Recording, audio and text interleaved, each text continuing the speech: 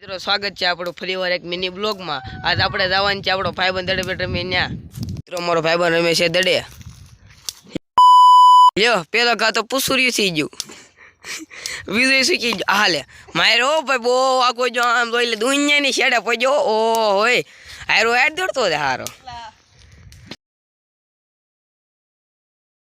હાલો મિત્રો આને જોઈ લીધો, આપણે જવાનું છે આપણી પાડી પડખે। ચલો શરૂઆત આવો તો પણ આ વસાળ કાંક અલગ જ પીડ્યું તું।